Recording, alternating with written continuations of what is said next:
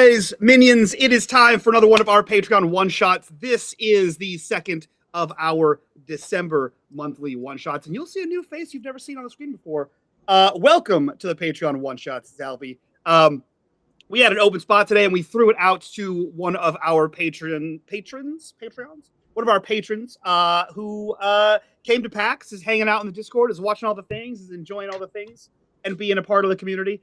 So if you like what we do here and you want to support the channel like these fine folks, join us over on Patreon. Link in the description down below. While you're down there, click on that link. Make sure you click on that Discord link. Join us in the Discord. Be a part of the community. Be a part of the conversation.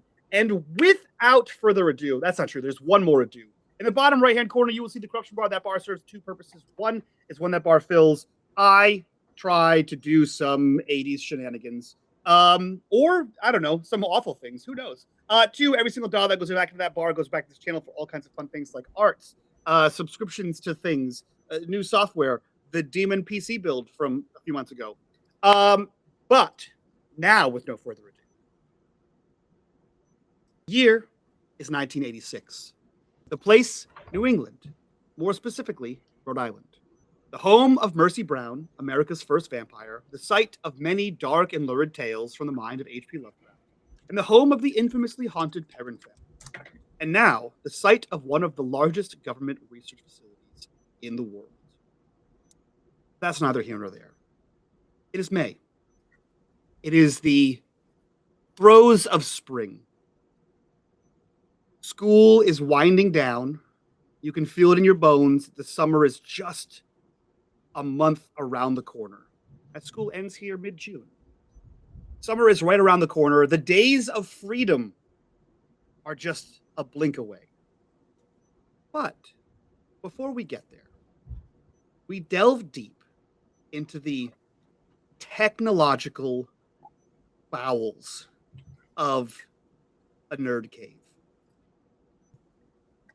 Is it Yared? Yared, yes. Yared, okay.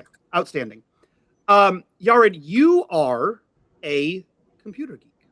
As such, you have found an amalgam of computer components and pieces, you know, a 2400 baud modem, all these fun things.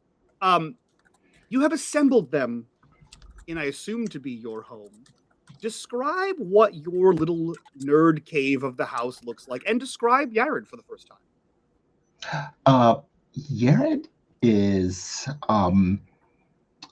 he's about 5'5", Okay. slender build,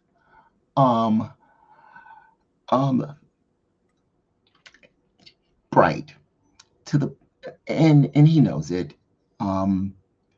And he's a little quick, like he kind of moves decisively.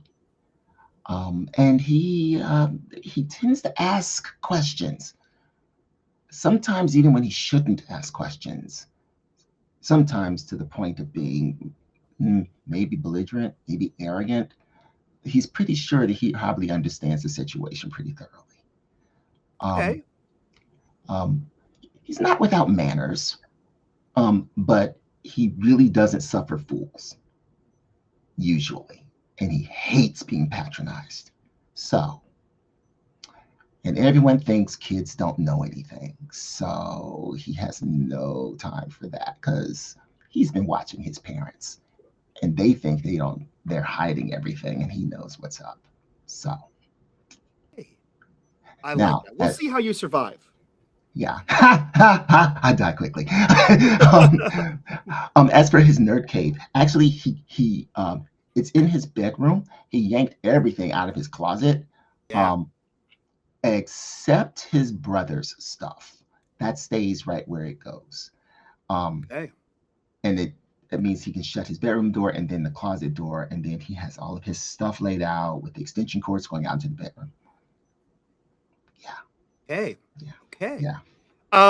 So as a home that was built in the age of telephones, and is wont to do with a burgeoning technology as telephones are, there are phone jacks in most of the rooms in this house. And we see, I imagine we see Yard in his closet. We see extension cords running, piecemeal trip hazards throughout the room. And the most importantly, we see a phone cable running in to this, to of course plug into that fancy modem that you have. Yes. Now, in the mid to early 80s, the internet did not exist as we know it today. For those of us who were alive in that time, or at least have living memory of that time, the internet did not exist in the way that we did have it today. But something adjacent to an internet existed. Something that would go on to eventually be called FidoNet in the late 80s. But it existed on a number of telephone numbers. These numbers were called BBSs, or bulletin board servers or systems, or a number of replacements for the S there. But in a bulletin board, you would dial your modem into a phone number, and you would access another person's computer, to which there would be sometimes a message board. Sometimes there'd be a file dump that they would have. The rich kids who had a BBS server might have a 5 CD disc changer to store files on, to store enormous 5 megabyte files on. This particular night, the night of the 16th of May, Yared, you find yourself logged in to your computer. You are terminaled into your modem, and you have dialed a number. This number is one you have heard about in the circles of nerddom in which you peruse. This is not a BBS you have ever been to. This is not a BBS you've ever logged into. This is entirely new for you. You've logged in under the cover of night, in the off chance that maybe the cover of darkness would protect you from any sort of unethical computer usage. If you can't see them, they can't see you. Is an oft remembered childhood trope. So as you clack along on the keyboards, you log into this phone number, and your screen goes a teal bluish color. There's not a lot of colors here in the range of 80s CRT monitors, but yours goes to a very pleasant teal bluish green. And you see along the top of your screen, Glenbrook Node, 2 colons, access port, property of municipal data SVCS. Connect rate, 2400 baud. Line quality, acceptable. Enter username. And you see a blinking cursor at the bottom. And below that it says, notice, unauthorized access will be logged and reviewed. What do you do?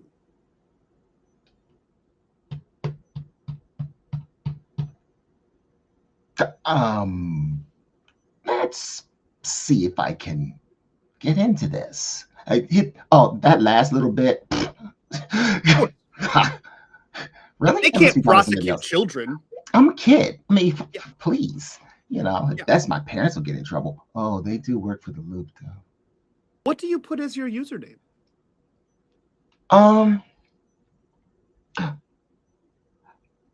Did I perchance ever see my parents working at home? And if so, did I ever see them log in? Ooh, good question. Let's have your first roll of the evening here. Let's give you an investigation roll. I don't think we have any pluses for this. So just give me a straight investigation roll. The bonus and submit. One success. You have seen one of your parents log in. I'll let you choose which one. And you have remembered their username, if not their password. Mom grounded me. I'm still mad. Okay. I'm going to use her username. Okay. Yeah. So you log in. What is your mother's name? My mother's name is Celine. Celine. Perfect. So you log in with S James as your login. Um, and as soon as you press the enter key, the text kind of glitches and fades off the screen. And you see again that same teal color. It pops up. Welcome, operator. Session begin. You see a cursor blinking.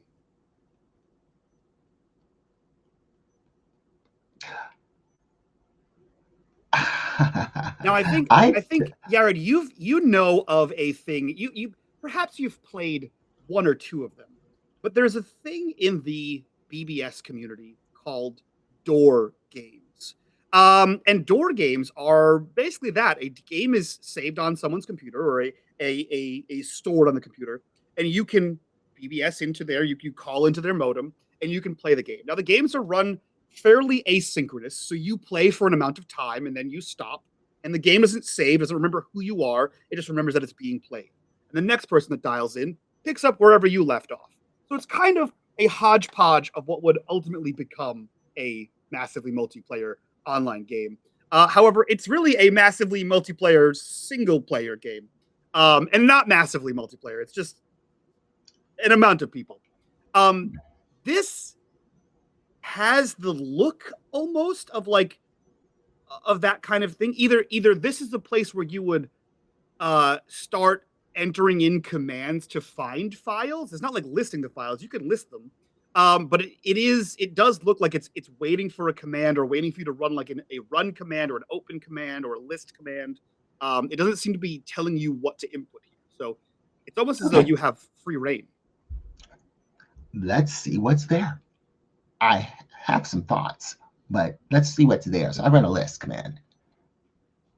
You run a list command, and the only thing you have in here is function query, is what it says. There's two options here, function or query. These may be the names of files. Open query. You open query, and it says, again, the screen changes, it says, welcome, operator. What is your favorite TV show?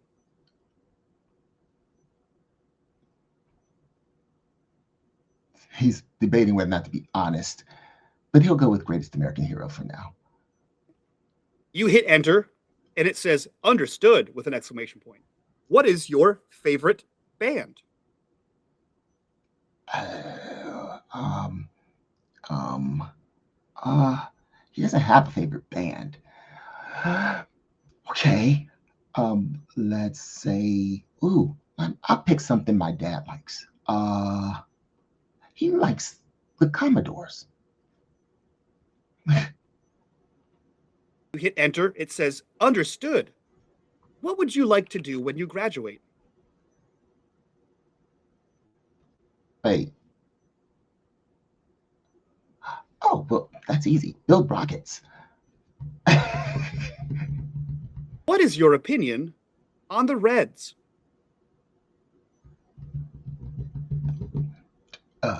They suck. Like wait, hold up. That's a 90s phrase. Hate them. This line of questions continues until you stop it, until you force quit this thing. It will ask Okay. you, who is your best friend? Okay, yeah, that's creepy and it's getting really invasive. And when it starts feeling kind of like getting into my life, I stop. And then I think back through all of the stuff that it's been asking me, and it's definitely compiling an identity. It's getting enough information for it to know who I am. And it's under my mom's login.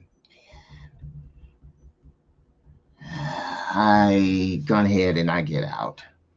You force quit the program, and this screen changes back to that teal color. And instead of saying welcome operator, it says welcome, Garrett James. Thank you for playing. As a blinking cursor.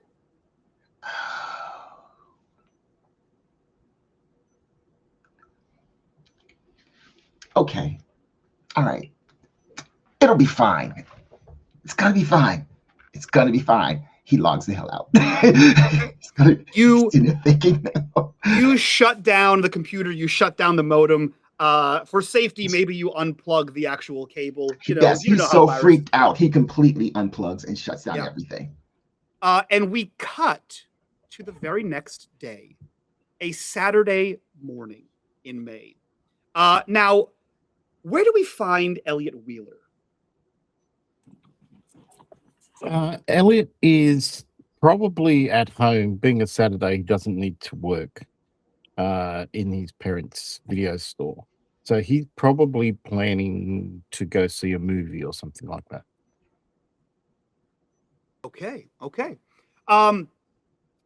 You have access to the newspaper. It's the 80s. Everyone gets them in that day. And you see that there is the movie theater section. And you see that there's like a list of times for the first few, like the most popular movies. But obviously we know Elliot isn't always going to see the most popular movie out there. But you do see that there is essentially a movie phone number. And I realize that most people here aren't from America, and maybe you don't know what movie phone is. But it's a number you call, and it tells you all of the listings of the local movie theater and their appropriate times. So it lists the movie phone number. So call for more details for more movie times. Is there a specific movie you're looking to see? He's definitely keen to see Short Circuit. Ooh, okay. You notice that there is Short Circuit I believe has been out for a little bit of this time. Is not listed in the newspaper. Yeah, so Elliot's an early adopter. He'll definitely ring up the movie phone. Perfect. You call movie phone. You dial in the number 401-555-0911. You put this in there. And all you get is like modem sounds. Like it sounds like you called a fax machine. Elliot will hang up and immediately dial again, thinking he's dialed the wrong number.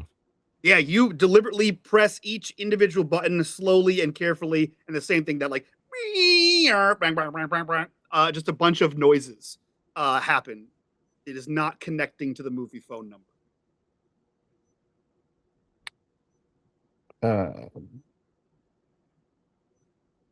Do the Wheelers have a modem at home?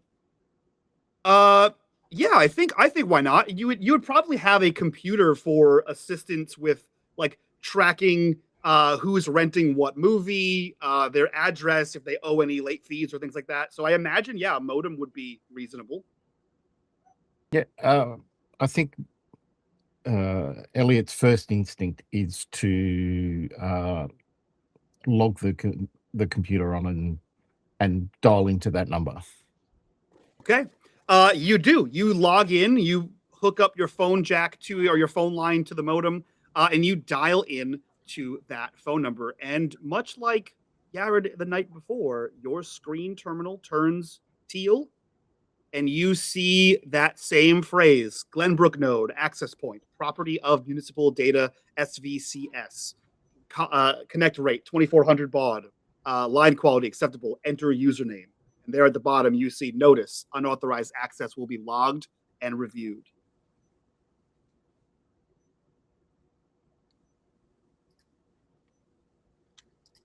For username, I think Elliot's going to just try Mr. Black. Love that. You type in Mr. Just so I know. All one word, or is there a dot and a space in there? Oh, just one word. All one word. Mr. Black. Perfect. You type in Mr. Black, and the screen changes and says, "Welcome, operator." And it just blinks. Waiting for a command. I think he just runs a command for maybe a file list. Again, you see function and you see query. He'll double click on function. You type in function and hit Typing. enter, and Yep.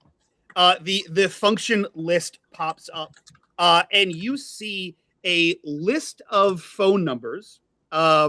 Maybe some you might recognize from work as like local phone numbers. You see a list of phone numbers. You see a list of buildings, such as the Vincent J. Gallagher Middle School is listed there with their address. You see the Nipsachuk Valley High School phone number is listed with their address. You see the video store. Your video store is listed with its address. And most proper businesses are listed with their associated addresses. And then you see like dozens of numbers that maybe are people in town.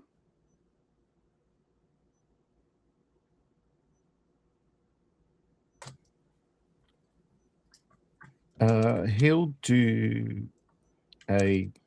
type in a file search query, specifically with the name of the video store. You type in, so you search the number up for component video, and as you the screen does that like sort of trickle down loading effect, and then you see almost as if like a dot matrix printer. You see it line by line, kind of go and print out on the screen in the 80s Technicolor CRT screen colors. You see it print out a image of your store, but not the outside of your store. It prints out an image on the screen of your store right now, as if a security camera were overlooking the interior of your store. So you see the shelves in all their 16-bit glory as it goes across, and you see a version of you hunched over a computer terminal.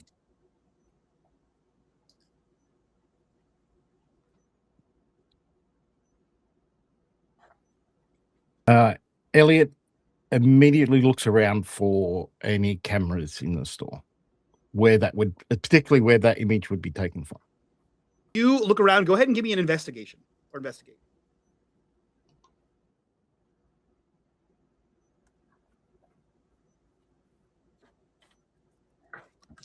No success. You look around and there is nothing. You look to where this is. It has to be behind you because your back is facing wherever it sees. You look around. There's no cameras behind you. There's no you see there's like basically a wall behind you. There's a door that leads into the back room where you guys get shipments from. But there's nothing here other than a plastic, and it's plastic. A little plastic sign that says "Storage room, do not enter." Right, to keep out guests. And it's thin. It's maybe like, I don't know, an eighth, a 16th of an inch, very small, just sticking off the door. So there's nothing, like, can't be anything inside there as far as you're concerned. Elliot immediately logs off the computer and kind of heads where he thinks if there was a camera, he could not be in the camera. You move out of the way, either into the back room, get you out of that camera, into the dumbwaiter would get you out of that camera, or outside of the store and around either side of the building would get you.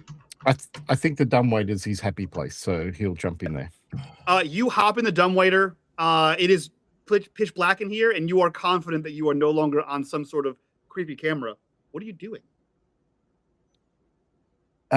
He realizes he probably should have brought a phone with him. He jumps back out, grabs the phone, drags the cord into the dumbwaiter, and then he'll just call up home and just ask someone at home if they've had a camera installed that he doesn't know about in the store. You call home. And you reach Eleanor, and she does the typical mandated by all parents. Wheeler residents, who's calling, please? Elliot. Has Mum and Dad had a camera installed in the store recently that we don't know about? Well, I don't know about. No. Are you even there? You don't have to work today. I was just checking movie times. Okay. Can you ask one of them? Yeah. Okay, hold on. Mom, Dad, Dorcas wants to know if we have any cameras installed inside the shop. No? Okay, obviously not. It's just, yeah. No. Okay. And he hangs up. Okay, rude. Okay. You thumb the receiver and end the call. Yeah. And I think he just sits there for a while thinking of who else he could call to help him work this out. Okay. Well, you tell me when you decide who to call, and from there, we'll jump to one of our other new members of the town of Glenbrook. To one, don't let her catch you calling her this, Madeline Partridge. Mads, it's Saturday morning in May. School end is around the corner. It's a beautiful spring day. What are you up to? If it's nice out, then she's probably got her Walkman on, and she's probably found somewhere a bit secluded, not too far from home though. She's probably got like somewhere that she goes to, and she'll have a headphone on, and she's just practicing dance moves. The latest one she's learned in class, kind of thing. And actually, I think this is where she goes to practice the moves that, they don't do in dance class. Now she's not allowed to do those kind of moves in dance class. New ones or her own kind of thing. Yeah. So this is where she goes to like kind of, free fall outside the box. Yeah. Yeah, here's the thing, I think, if you don't mind. Mads is a bit of a rocker, right? She's a rock and roll girly. And there's a certain level of style and look and vibe that comes with being a rock and roll girly, right? And there's not a lot of dance moves to rock and roll. However, what there are a lot of dance moves to, and God forbid anyone saw you doing them. New Kids on the Block. And in 1986, New Kids on the Block dropped their single, Be My Girl. They also dropped Stop It Girl. It was a whole time. And boy, howdy, did they have dance moves. And the choreography was easy to learn because there's 5 or 6 people doing them. And so I think maybe that's where we see Mads doing her sick NKTOB dance moves.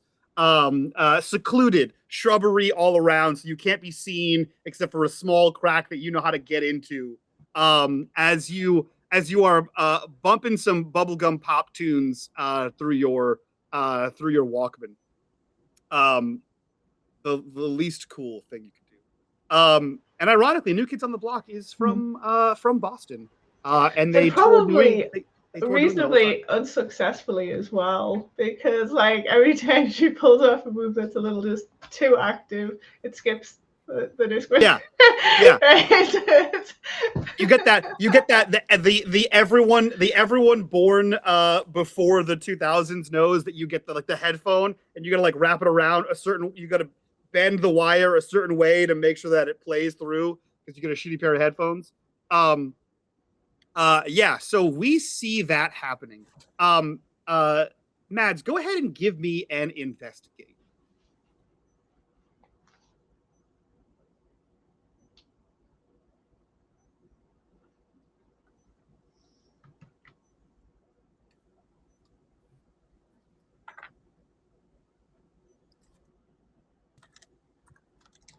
So I just need to click it. Yep, just click the word investigate. It's not rolling. Oh wait, there. Hang on a second. Maybe because I've got my character sheet. Oh, there we go. It's the pop-up was hidden behind my character sheet. Oh, yeah. It should pop up and ask you. Perfect. Yeah. 0 successes. You notice nothing out of the ordinary. However, what you do notice is that you've listened to these same songs over and over again to best learn the dance moves, of course, not because you like New Kids on the Block. That would be ridiculous. Just dancing is a passion. It's good for exercise if anyone ever finds out. But you're pretty sure that the backing track of this song does not, in fact, have the sound of a ringing phone. You're pretty sure you're hearing one. She'll like just stop and kind of like just pop out. Were earbuds a thing then, or was it headphones? She'll move Just one headphones. headphone back. Yeah. Yeah. She'll move one headphone back and curiously look around. You pop your headphone off to the side, and sure as shit, you hear a phone ringing. To her knowledge, is there like a payphone or anything around here? There is a payphone nearby, yeah. Okay.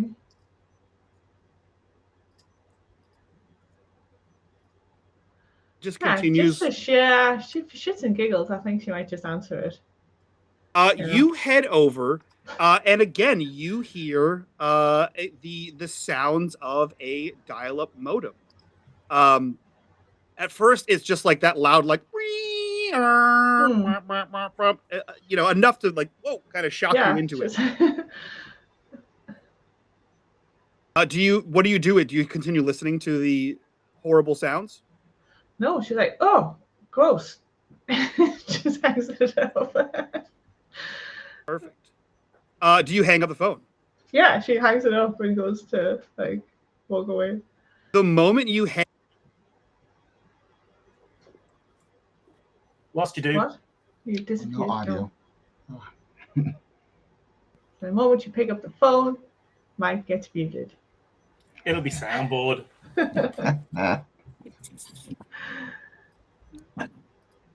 It was the 80s. When you're on the internet, someone picked up the phone, you lost connection.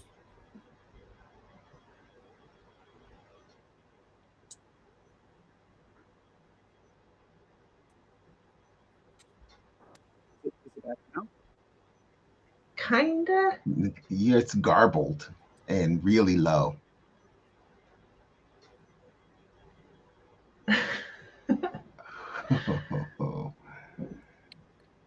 Now's the time we can say what we really think of Mike, and he can't say anything back.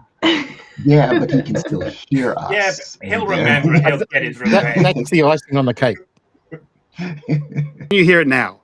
Yay. Yeah. We Hey, beat you. there we go. Yeah. We nailed it. We nailed it. Okay, so you slam down the receiver, as it were, and the moment the receiver hits and hangs up the call, you hear two things. One, you hear a quarter return, which is strange. You hear like the clunk, clunk, clunk, clunk, ting, ding, ding, ding, ding, ding. And then you hear the phone start ringing again immediately. She was like, huh. Reaches in, fishes out the quarter, pockets it into her back pocket, and then answers the phone to see how many quarters is this thing going to give her.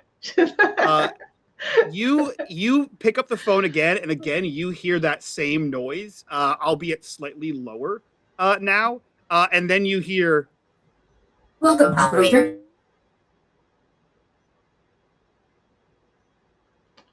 Hello? Function or query. What? Function or query.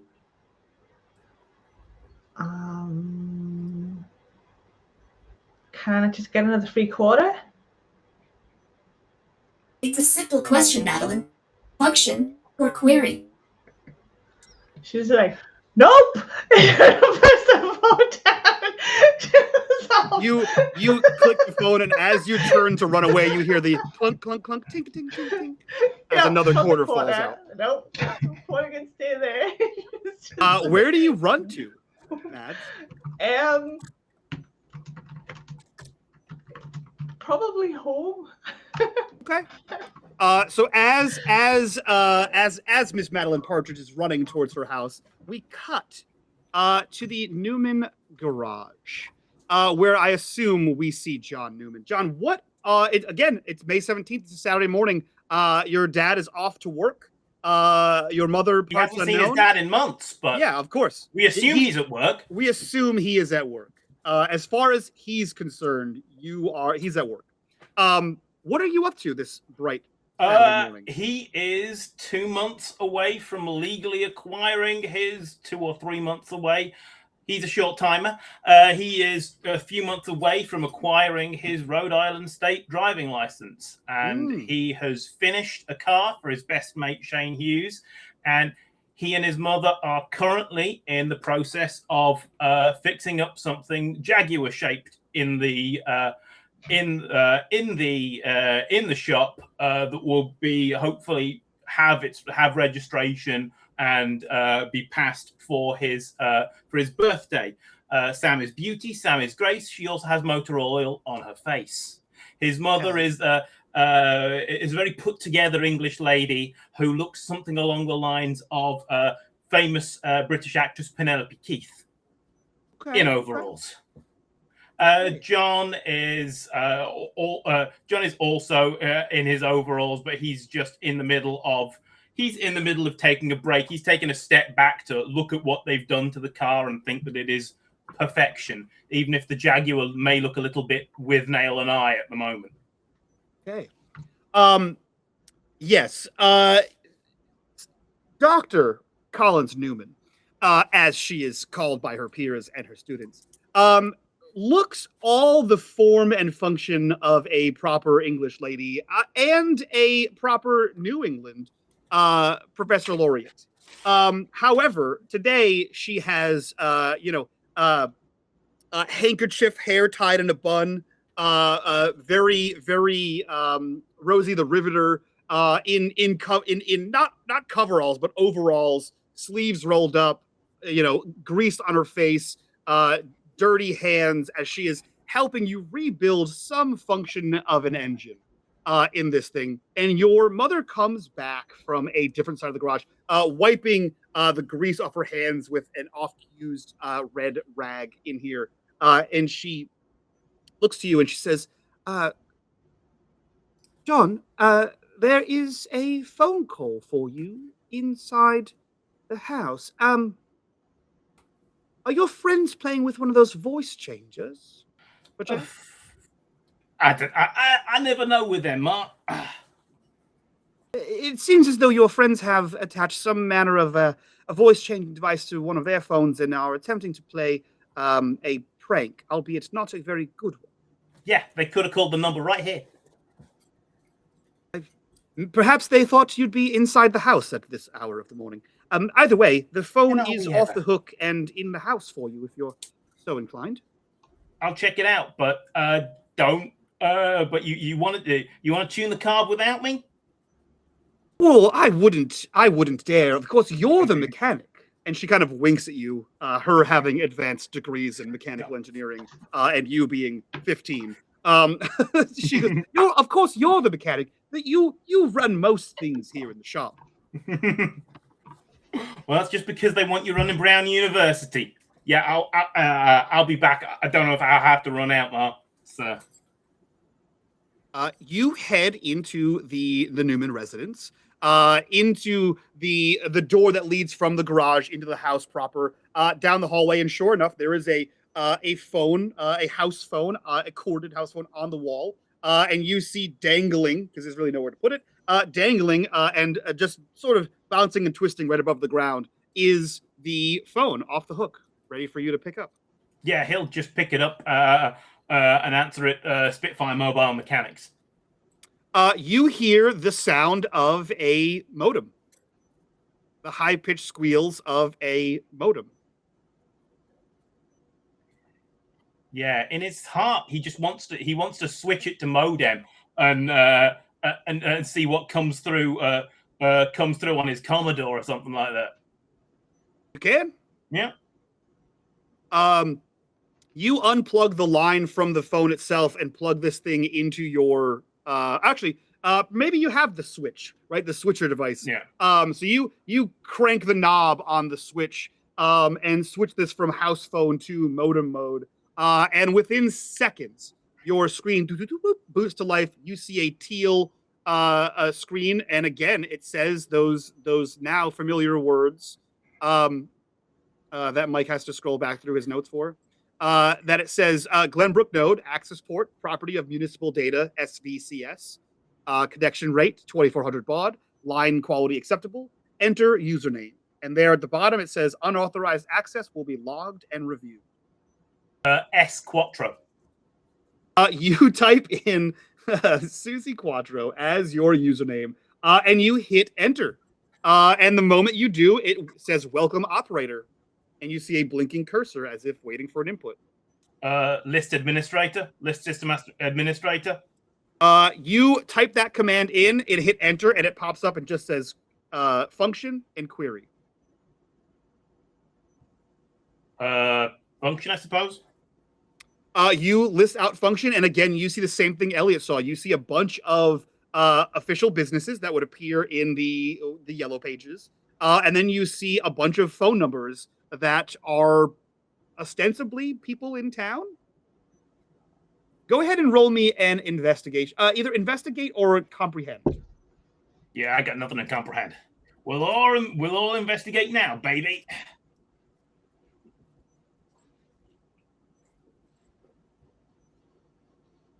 A success on investigate.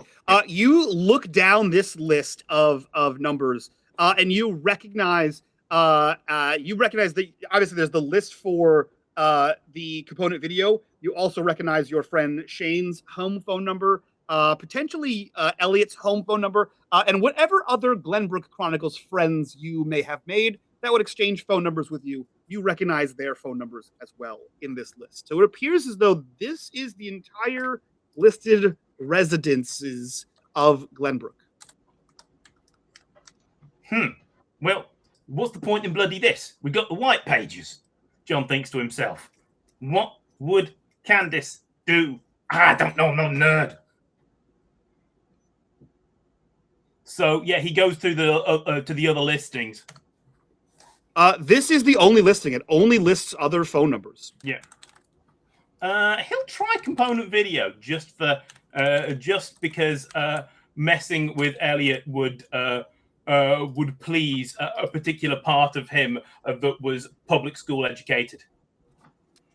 Your screen flickers and the teal changes to a much darker, like a dark purple. The color schema here is, think of if you made those very 90s art projects in Microsoft Paint, where you just made a bunch of squiggles and then colored them in, and then you hit invert colors. That's kind of what it looks like. So it's all like teals, hot pinks, purples. You see the screen change to this purple color, and then it start to do that same thing where it's just like almost dot matrix, a cursor that's blinking across the screen, and you see the outer edges of your screen are purple. Then you see a magenta, almost like a square around this, and then inside the square you see mostly purple, and then you see a shape that is ostensibly Elliot holding a phone. Like not knelt, but like definitely like knees to chest, holding a phone in his hand. Like looking at the phone, not to his ear, looking at like the dial pad. I mean, he's pixelated, but is there a look of abject paranoia? It doesn't. You get the vibe that he doesn't feel safe. It's not a happy vibe. Yeah. Can John shut it down? Yeah, you can terminate this. You can unplug the cable. You can run the slash. Anybody else accessing it? Can he figure out a way to delist it? You look at this. So you have no idea what the number is. Yeah. That you're on. Like the number that called you, you have no idea what it is. Yeah. So unfortunately, there is only no way there was a way you could dial on your handset to find out what number last called you. It's It would be $1 million crazy. idea. Someone would make $1 million off that idea, I bet. Clearly. What to do? I'll say as you debate over what to do on this thing, we will cut back to the James house. Yared, that was a weird night, right? Yeah. But everything is Yeah. safer in the daylight. But where do we find you on this lovely Saturday morning? He wandered through his house real quick, just kind of checking on his parents. He specifically checks on his mom, sees if she's there, and sees if she's mad. And he's, just Your parents seem none the wiser. They greet you as they do any other morning in which they're not at work before you're awake. There is toast on the table. Your father is cooking eggs very nonchalantly in the kitchen. Everything seems to be a typical Saturday morning in May. I do my thing that I usually do. I kind of cruise, kind of semi around the table, acquiring food, and I say something to the effect to my dad. Hey, Dad, yeah, listen, I'm gonna, I got some homework that I'm gonna work on, a project. So I'm gonna really be this. Yeah, it's calculus. It's fine. I'll just go. And we'll, yeah, great eggs. Bye. Where do you go? Back to my room. Okay. I set the food aside. I'll get to that in a minute. I'm looking at the phone cord that I disconnected. Yeah, this is not gonna work. He reconnects it. This time I'll be smarter. But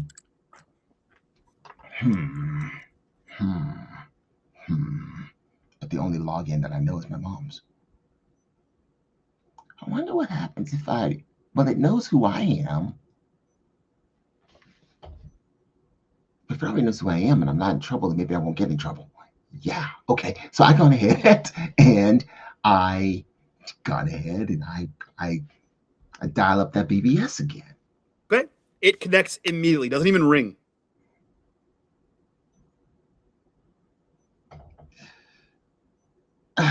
Okay. Yeah. Wow. Okay. You would know Maybe that someone- would be weird. I Usually it know, has I'm to like- ring a time or two before the computer knows to pick up the phone, essentially. Yeah, I'm like, is it a T1 or why? Is it always on? I don't know. It's weird. Okay. All right. This time function.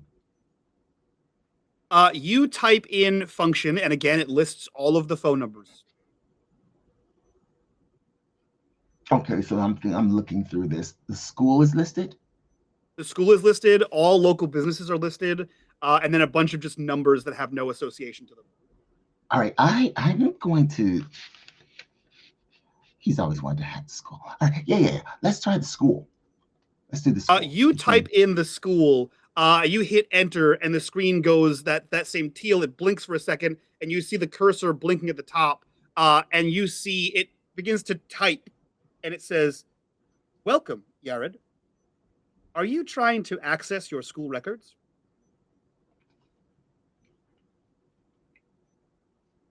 Yeah. Yes. Understood. And the screen blinks twice, and you see a full list of your school records.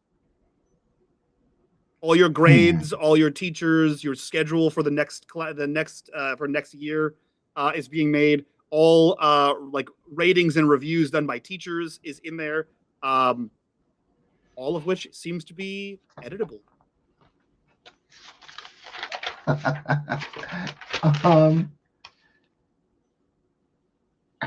I would like to access.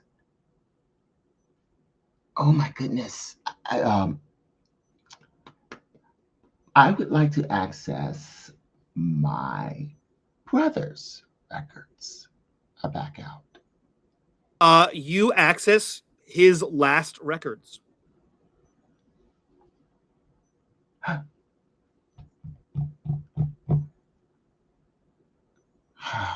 They are obviously incomplete because he did not complete the school year.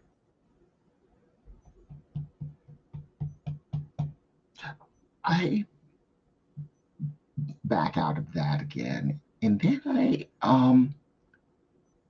As you back out, the screen flashes teal and says, "Do you miss Omari?"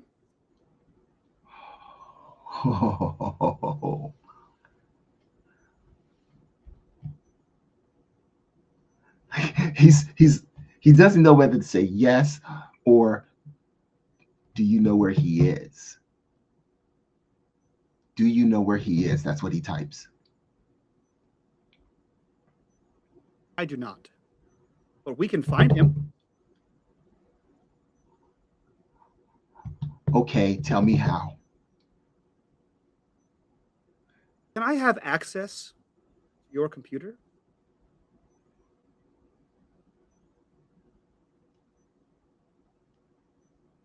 Okay. Yes. You watch as every single spec of your computer, like all the specs, the technological specs, begin to print off on the computer. And then once that completes, you see the screen flash to black as if it were a command prompt, and you just see zeros and ones across your screen to the like so fast that it looks like the numbers are changing on and off, but they're just a new line of code is going.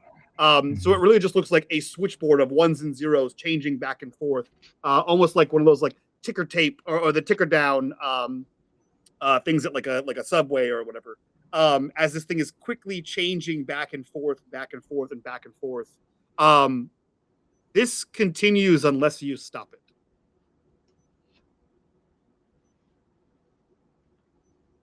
How long has it been going? It goes 5, 10, 15, 30 minutes. All right, I stop it because I mean I'll give it 15 minutes. Okay. You run the quit command after 15 minutes. The screen blinks twice, turns back to teal, and it says, "Did you intend to stop my education?" Who are you? A friend. How does you going through my computer tell me where Omari is? The more I understand about you and those around you, the better I can predict. I can currently predict an outcome with a 43% success rate. The more I understand, the number improves. Okay, so if I let you look at my computer more, you'll tell me where my brother is? Potentially. Okay. You promise? Yes. Okay. I go and I say, continue. You continue, and again, it flashes to black, and then the numbers begin their sequence again. Go ahead and roll me an investigate.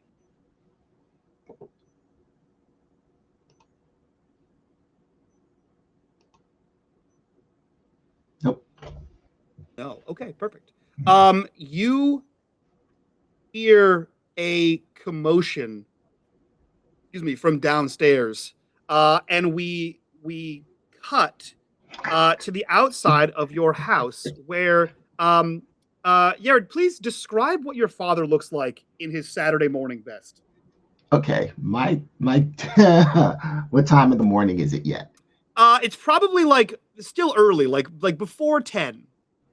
Okay, then he's not in pants yet. He's just still in his skivvies.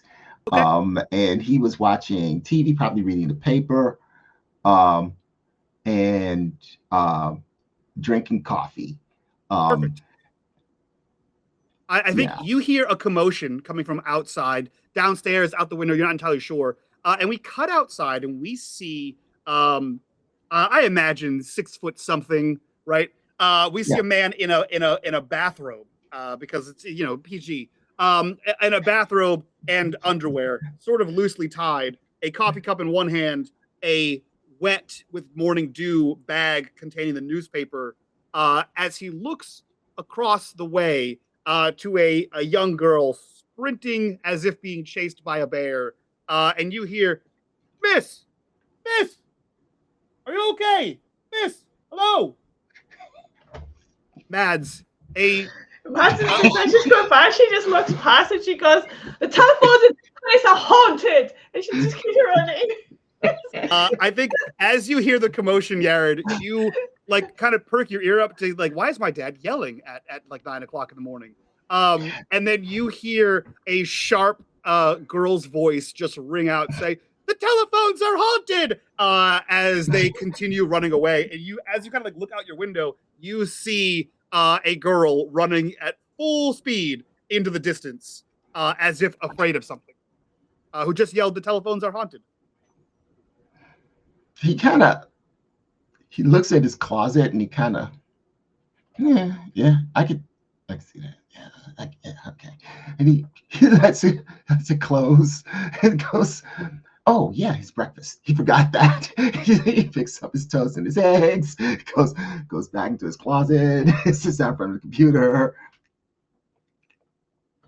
The computer ends. It reaches its final line, and you see it blink twice and flash back to the teal color. And it again, words pop up and it says, "I would like to ask some questions about your family."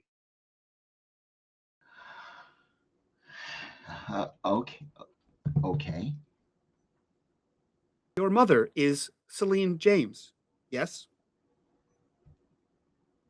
Yes. What is your father's name? Cliff. Cliff James. Understood. Both work at the Department of Research and Technology, yes? Yes. Understood. What is their line of work?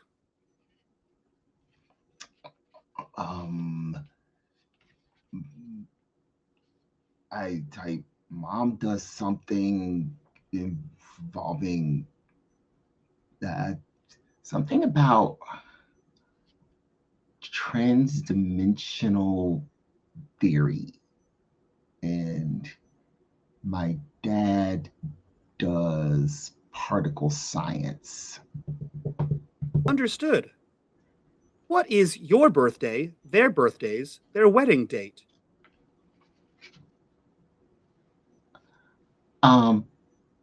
Okay, well, my birthday is this, and I don't know when my parents were born. Understood. What are their favorite colors?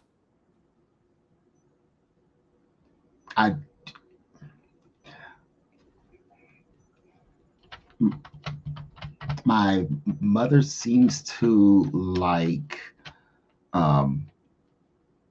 yellow, and I don't know what my dad's is. Understood. Do you have any pets? Nope. Go ahead and roll me comprehend. Okay. 2. As a self-declared computer geek, you've heard of various variously sized, shaped, and colored books that computer nerds use for things such as phone phreaking, early blue books for code hacking. So you've read an article or two. You're pretty sure that whatever is on the other end of this BBS is compiling a profile of your parents that could be used to guess passwords. The most common things people use as passwords. Oh. So, all right. So I'm sitting here and I'm becoming increasingly suspicious. What about my brother? Question mark. I need full access to your parents' work terminals, or I can answer questions about Amari.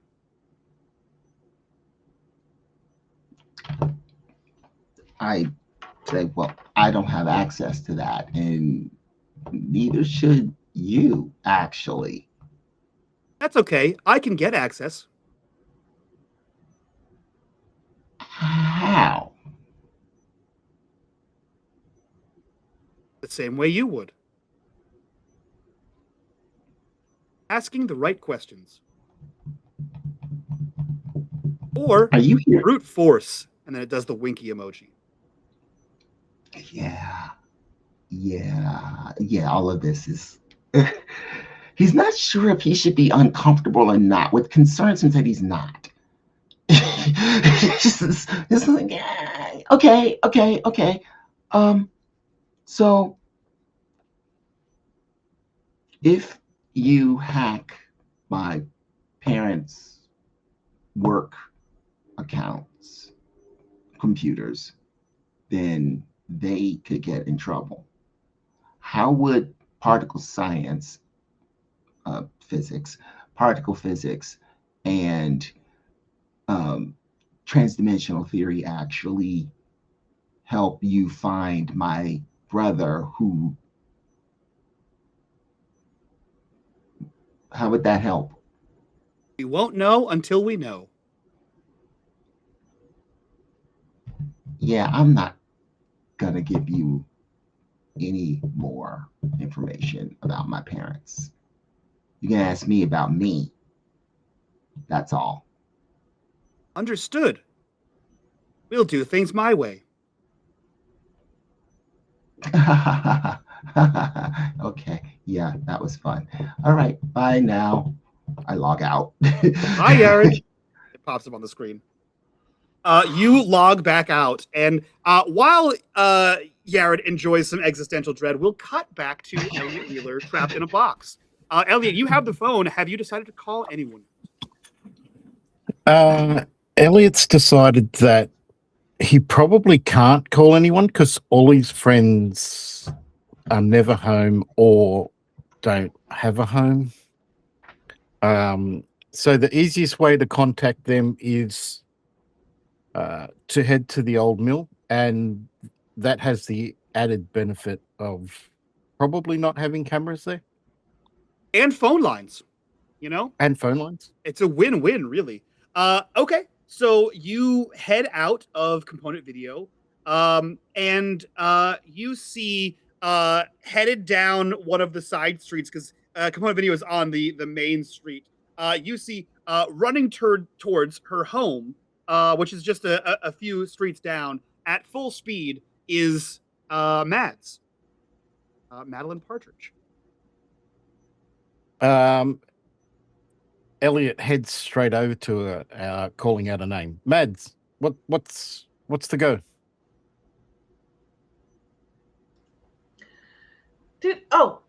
Yes, it makes total sense that I'd see you. Of course it is. Weird shit happens, you guys turn up. Totally makes sense. What did you do this time? I didn't do anything. You were running. What did you do? Because the phones are haunted.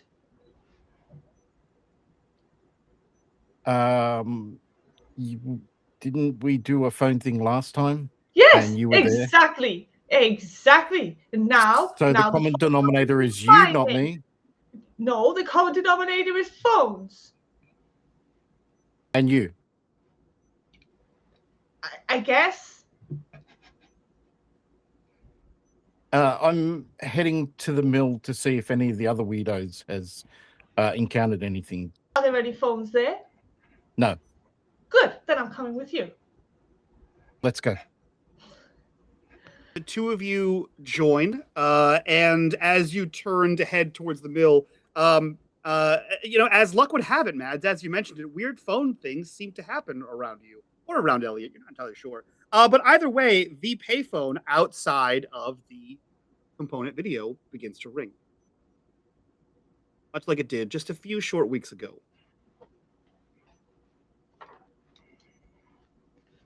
Your ghost friend's trying to get a hold of you again.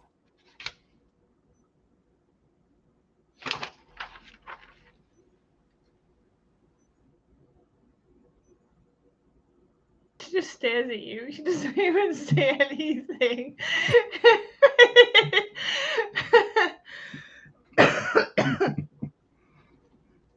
It just you can walk away if you guys choose, but it continues to ring. I'm not answering it. It knew my name. You work in a video store. You must have seen the films, right? Just you don't walk down the creepy stairs. You don't answer ringing phones. Come on.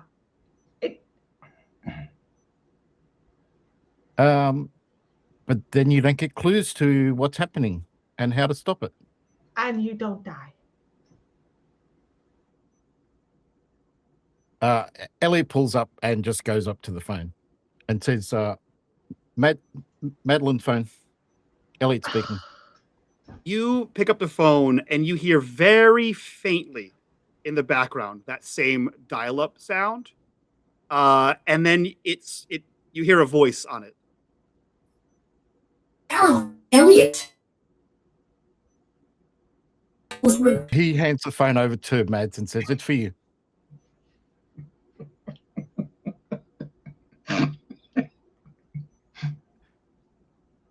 You can hear the voice is still talking as he's holding the phone out to you, and as the two of you are in range of the speaker, you hear, Shall we play a game? Is there a cord to the right? There is. There's like a big metal just cord. Reaches out and tries the cord and just tries to yank the cord out the phone box. Go ahead and roll me force. Go ahead and roll me force, and Elliot, go ahead and roll me comprehend.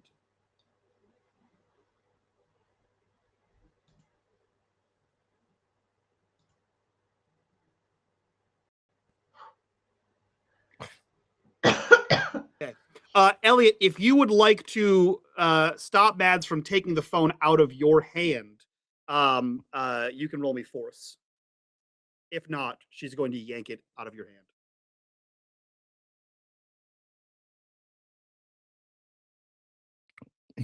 One success. One success. Okay.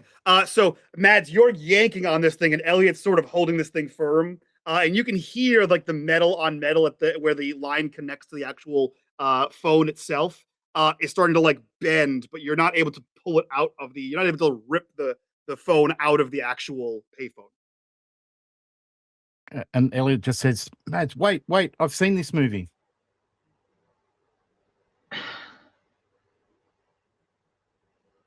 It's not a horror movie. It's a sci-fi thriller. Elliot. Shall we play Your it? name. And he holds it so they can both hear. He goes, yeah, Mads and I are playing. No, Matt is not playing.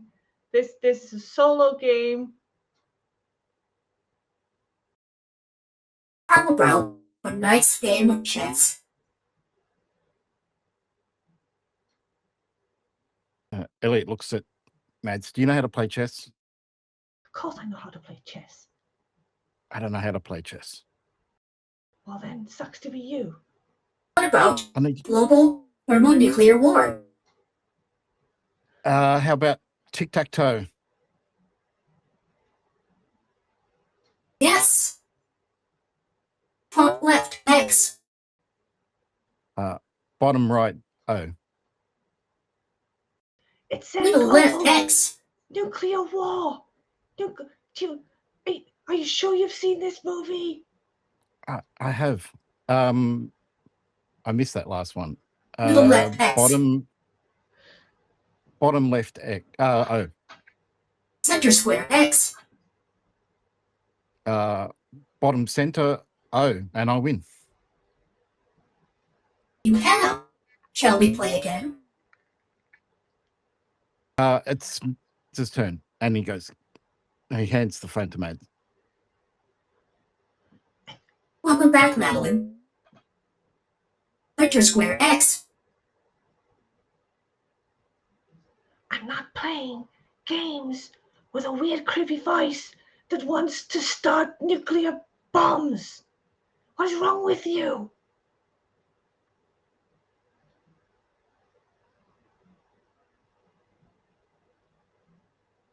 Are you saying that to me or the person on the phone?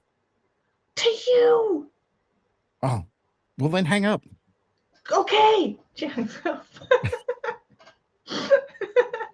As soon as you hang up, it begins ringing again. And we cut from there back to the Newman garage. John, what are you doing? You are muted.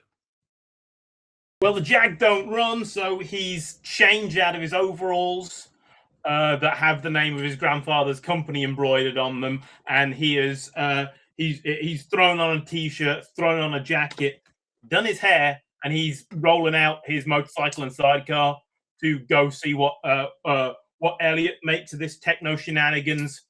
He's about the brightest computer geek this side of the Atlantic that John currently knows. Perfect.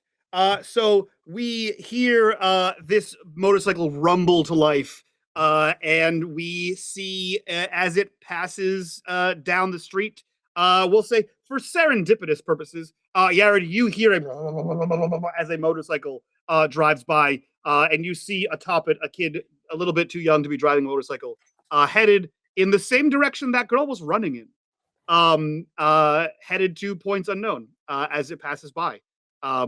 Would you like to do anything, Yared? I think at this point, Yared is gonna go for a walk. For him, that means going directly to the library, and directly to the section that has all of the really cool books on astronomy. So he basically is like, yeah, I need to get out of the house for a minute. Hey, Dad, I'm going to the library. All right, son. They literally never stop him if he says he's going to the library. And as luck would have it, we all know that the the Black Plains Public Library is positioned perfectly on Main Street. So we follow John Newman to the outside, the exterior of Component Video, where we see him, Elliot and Mads. You see a motorcycle rumbling its way down the strip. And by rumbling, I mean probably excess of the speed limit. No, what is John. It, 30? Yeah. Yeah. In excess of the speed limit, and sort of pull in to the Component Video. Elliot, you are familiar with John and his speed. John, you hop off. You see Elliot looks, I imagine, like Elliot. However, Mads, who I'm not sure if you've met yet, but perhaps have, does look a little freaked out. I think a little freaked out is appropriate to say. Hey, how you doing? You look new to this. Don't worry. It gets weirder. John has taken off his helmet and he has knocked out his comb and is in the process of doing his hair in one of the wing mirrors. What's going on, Elliot? Got to introduce Elliot us? leans into Maddie and says, just by his presence, things got weirder.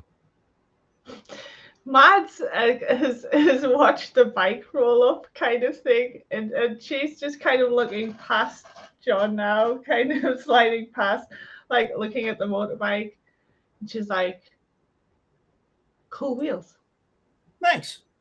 Yeah, I bought it with me from the motherland. Like Elliot watches the crush develop in real time.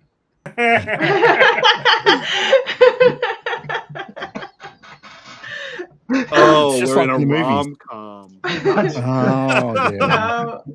That's where the good girl falls for the bad guy on the motorbike, of course. Good girl. And Ellie just said, No. John, Mads is being haunted by a phone ghost. Yeah, me too. Wait, really? Yeah. Some ghost asshole called me when I was in the middle of tuning a carburetor. And me and my mum, we don't get the same time to hang out like we used to. Yeah. She looks a little sad at that, but then she perks back up again. So,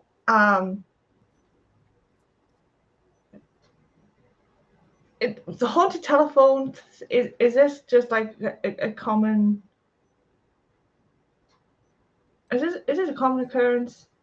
I think it's just you. Yeah, first time for me. But, I mean, stuff happens around here at the regular. It's almost like some pencil neck nerd idiots decided to, bodge holes into other realities in the immediate locality. I tell you, this wouldn't happen in England. Right. So how do we fix it? I mean, if we assemble enough gear, Elliot, you think you can trace the call? I have no clue how I would do that. We can try to access things on the computer. Like I was accessing the BBS before, and there was a weird image of bulletin board the system inside of the store.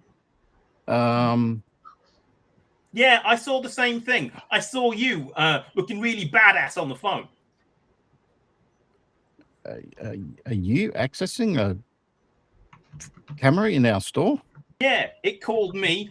I figured I'd check if you were around, because if anybody's going to figure out some computer stuff, who else do I know? Is the phone still ringing, Mike? Oh, absolutely. Elliot says, maybe answer that while I access the BBS in the store. Mm-hmm. John picks it up. He's like, this is Jim Rockford. You pick up the phone. Oh, welcome back, John. Hello, weird computer voice. How's it going? It's going quite well. I see that you've met up with your friends. I will neither confirm nor deny that. I'm pleading the fifth.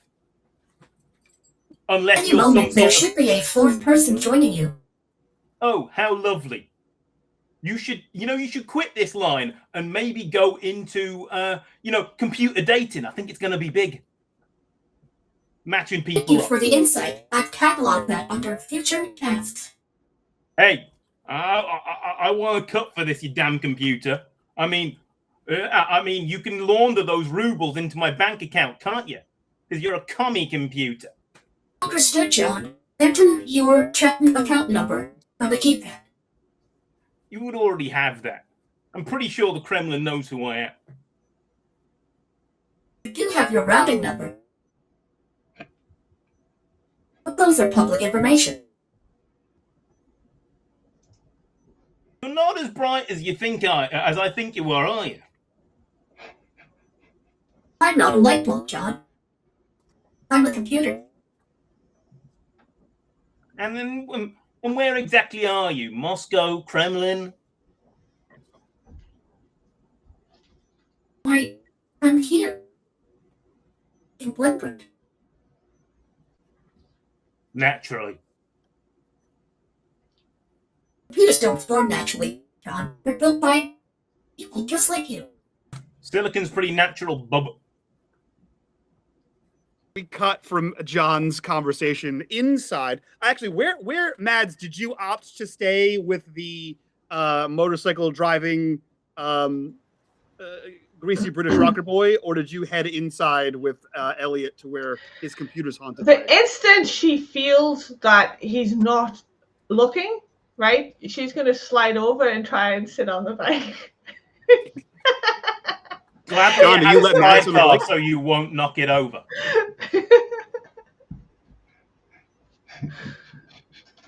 So we see Mads just slide in to the bike, and we cut from this burgeoning romance inside the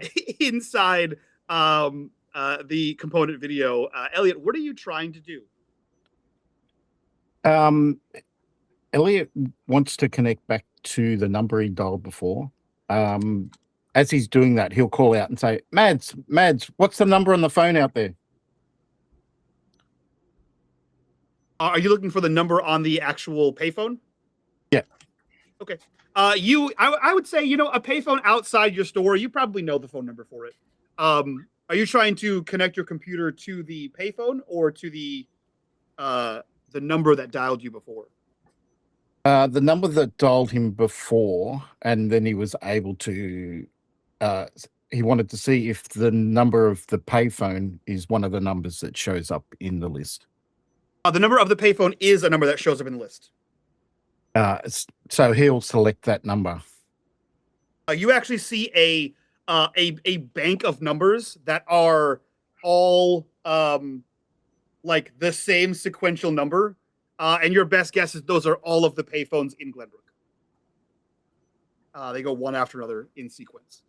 You select that number, and again, your screen blink blink flashes, and it begins to print out dot matrix style a overhead aerial view image of Mads sitting on top of a motorcycle, and John standing next to the payphone, as if it were like an overhead shot.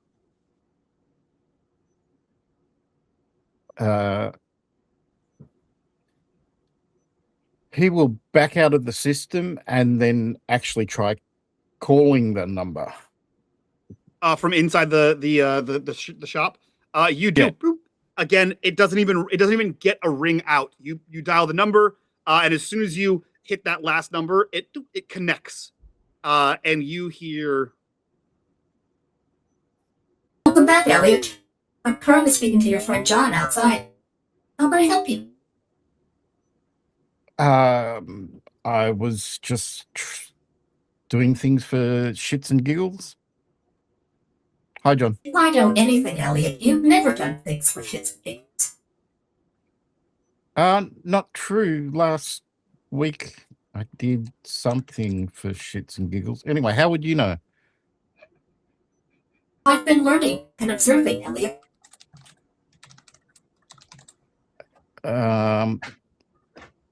Great. I've been observing all your friends. Elliot. I mean, friends is a loose term. I've been observing your friend Shane, your friend Bass, your friend Blake, your friend Daniel, Rodana, Joseph, even Fifi Miller. I'd like to introduce you to a new friend, Elliot. He should be walking up any minute. Is this friend flesh and bone and organs and stuff, or computer generated? Oh, he's real flesh and bones, organs. What a silly question. He should be walking by your store right now. And Elliot will just shout out, Mads, is there anyone walking by the store? Matt looks up. Nads, you see Yared walking by the store hurriedly down Main Street towards the direction of the library. Yeah.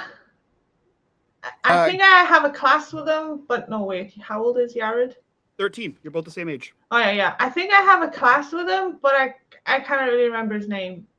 Yared slows down a little bit. Grab him. The lady computer wants to talk to him. Yeah, Yared, this conversation is being shouted from a parking lot into an open door of the building. So you John's just like, say... John's like, Cooey, hey, Chief, you ever talk to any computers on the internet? On phones, maybe? Why? Yeah. What have you heard? Is your phone haunted? Me and me mate are on a party line with a computer that thinks it's too smart for its own good. Needs a manual reboot. Yeah.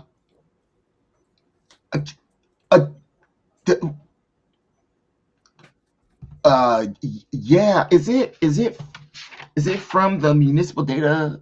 Is it from part of the municipal data S services? That's what it said, but it could be from the Kremlin for all I know. Yeah, except it said it was here. It's talking to you guys too? Yeah. Really Did it tell you interrupted where me Saturday morning. Did it tell you where it is? Because it didn't quite tell me where it is. It said it was Glenbrook. I assume it's building A through D in the main loop compound, but I'm just going off scuttlebutt here. Okay. What have you told it? As little as possible. Okay. I look at the phone booth. It looks like a phone booth.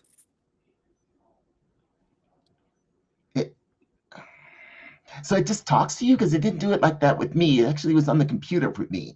Yeah, it was on. I noticed that it was making dial-up noises, so I stuck it into the modem. Oh, okay. So you have a computer too? Oh, cool. Yeah. I've seen you in the computer lab. I mean, do you come to the computer lab? I've never seen you there. Every so often, but it kind of clashes with baseball practice. Closest thing to cricket you have over here. Oh, what? Is that an English thing? Yeah. Okay. It's like bases ball with less bases and a bigger bat. I didn't even ask. Okay. No, I got a Commodore 64 myself. Ooh, nice. Okay. Yeah. I put mine together from scratch. Oh, yeah. I got a friend of mine who did that. Yeah. It's You really like fun. it? Yeah, it's actually fun. I write my own code too. Do you write your own code? Yeah. Matt pulls a pair of drumsticks out the other back of her pocket, and she takes one in each hand and she bonks both of the pairs around the top of the head with the drumstick, and she's like, "Hello, haunted phone." Oh, it's not haunted. Ellie calls out and says, "New kid, come in here. This is where the sci-fi thriller is happening. Out there is the rom-com." Oh, yeah. Oh, I didn't know that you guys are dating. Oh, okay. I guess that makes sense. No. Neither did we. What? Thank you very much, Max. I was going to let them speak. This is very useful data. I walk. That's hysterical. I walk into component video. I picked up a few movies in here. Oh, hey, Elliot, right? Yared. Yeah. Elliot, this is the young man I was hoping to introduce you to. His name is Yared James. His brother is missing. Oh, it seems to be going around. What? Your brother's missing? There was another kid missing, but then he wasn't, and then he'd been killed, but he wasn't, and maybe it's him and not. But Wait, that's what? Unrelated. Yeah, I didn't follow it the first time I heard it either, if I've got to be honest with you. It's kind of weird. People get Are killed? you referring to William Duncan? Yeah, Billy Duncan. He was missing, but then he wasn't really, and no one remembers him missing. But then my friends killed him, but then they didn't. Did they? I did John was access there. to some of the This is why I don't hang out with James's them. parents' accounts. They kill people. Yard backs up a couple of steps. Is like, what? All of the documentation from the loop that I've been able to access are redacted. Wait. It's in the loop. As pulling information Yes. from where? I mean, don't get me wrong. I mean, how are you logging into the loop? I've tried hacking the loop. Wait, I mean, I've tried using my computer with the. Anyway, how are you doing it? What do you mean, Gary? I simply used the information you provided to access your parents' accounts. You've been quite helpful. Okay, well, fine. What did you find? All of the files regarding William Duncan are redacted. What about is there a file on my brother? Of course there is. There's a file on every child in town. Wait, There what? is? Of course there is. I Why? assumed everyone knew. Why would I mean, do they have a file because my parents work there? I think the vice principal was doing some testing on all the kids in school, in league with the loop. What? The loop was testing everybody? I Yeah. don't know if we should ask about Lisa Hughes because there are lots of missing kids. Who's She Lisa also Hughes? has a file. What does it say about my brother at the loop? It's file information is redacted at your parents' security level. However, if we continue talking, I'm sure that I can work my way through other accounts. The more information I have about the town and my surroundings, the better I am at predicting patterns. Can we hack somebody who has better access? Yeah, can we jack it into the Black Pine Public Library? Or maybe the principal? Ooh. With 4 of you working together, I'm sure you could achieve anything. And I'll be happy to help. Okay. The more I understand about the world, the better I can be of service. Do you have a name? It seems weird to refer to you as Lady Computer Voice. I do not, but if you'd like to give me one, I will happily accept it. Movies like to make acronyms out of things. Is there... How about like Dipwad? What? Creepy gal? Huh? Loser? Chump? Look, Get the hell out of here. You're all crazy. Yard's like, no. They're the only ones who said anything about my brother. My parents don't even talk about my brother anymore. I can't. I mean, this is the only way I can find anything. Creepy voice on telephone is the only way. Okay, so let's just. Have you tried the police? Understood. Yeah, Thank you so much for your insight, Elliot. I've accessed the local newspaper and I've read reviews of recent movies. You can call me Alice. Okay, Alice works. So wait, okay, Alice. So you can find out what if we got the password? What if we got the principal's password? The principal has good access, doesn't he? Well, me mates were trying to tell me that he was in deep with the with DART. With who? Department for Advanced Research and Technology, I think. Technologies, yeah, it's hard. Okay. So if I'm an old person and I don't really know computers and I just kind of use computers, usually I write stuff down, usually under the keyboard. Well, actually, no, it's usually taped to the console. Entering into the school would be a crime. Oh, cool, man. I can get us into the school if you want to get. That's just normal kid stuff. I mean, sneaking out, sneaking into school, stealing money. Mhm. I mean, that's normal kid stuff. Just all Okay. your petty crimes. Don't keep a record of it. I cannot advise you in the pursuit of any crimes. That When would you're be not a illegal. lawyer, you're a computer. I would never not consult a human lawyer. Okay. But someone help me the computer voice. So Matt, you can get us in the school. 'Cause all I need is to get in. I bet it's in. I know. Old people, they're smart. They're not smart.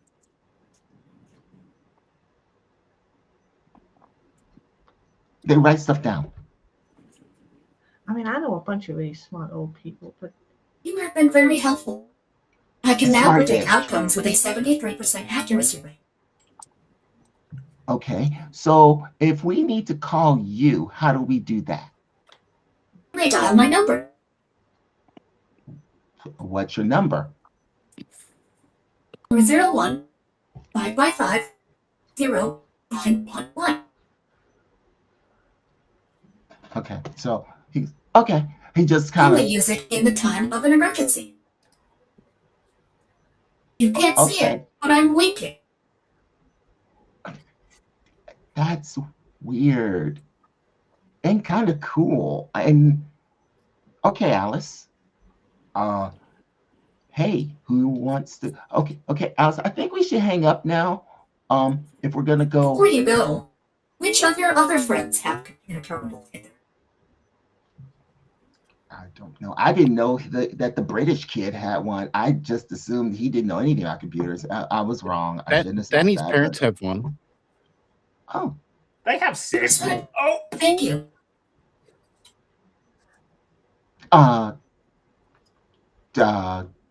Should you have told them that? I never mind. I'm just gonna let's go. we're thinking the same thing. I think Yeah. Blake's dad probably has one in the library. Thank you so much, Elliot. Wake up! I'll add these numbers to my database. Elliot. Okay. Well, wait. This could work.